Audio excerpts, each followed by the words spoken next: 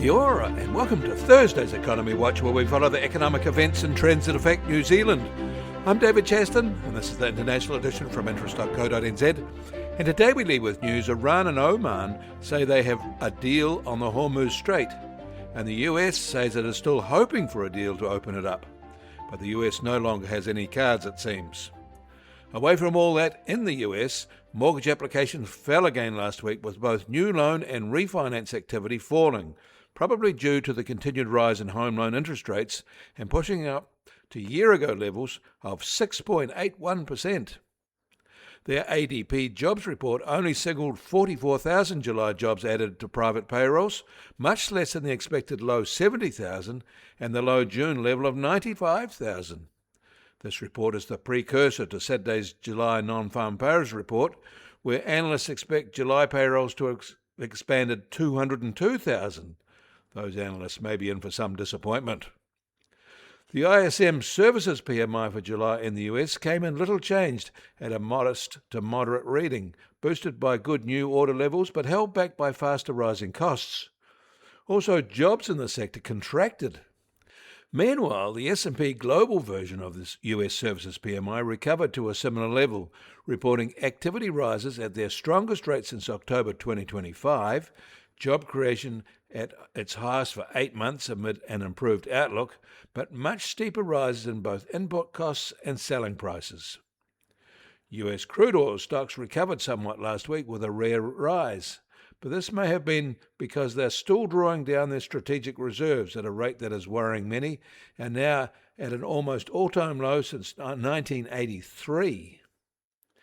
In China, their private S&P Global Services PMI fell back sharply. It's still expanding, but now only just. Total activity and new business both expanded more slowly. Employment rose for a third month running, the longest sequence since the second half of 2024, though. And they recorded the weakest rise in average input prices since January.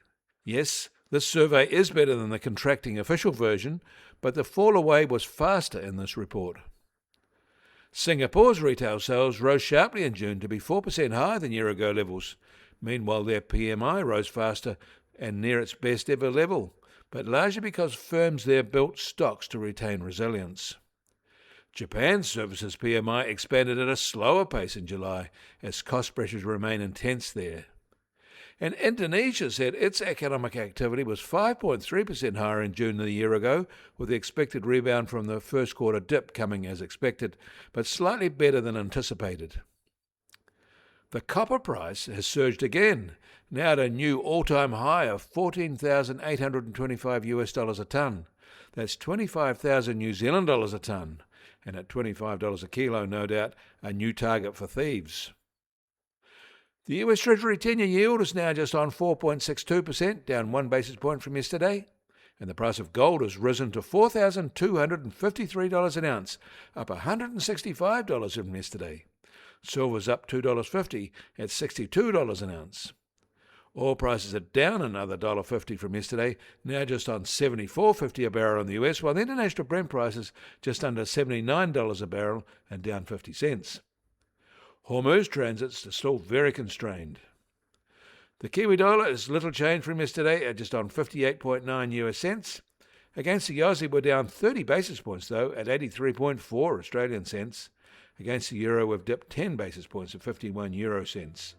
That all means our trade-weighted index starts today at 62.5, which is down 10 basis points from yesterday. And the Bitcoin price starts today at $64,698 and up 1.2% from yesterday. Volatility over the past 24 hours has stayed low, though, at just on plus or minus 0.7%. You can get more news affecting the economy in New Zealand from interest.co.nz. Kia ora, I'm David Chaston, and we'll do this again tomorrow.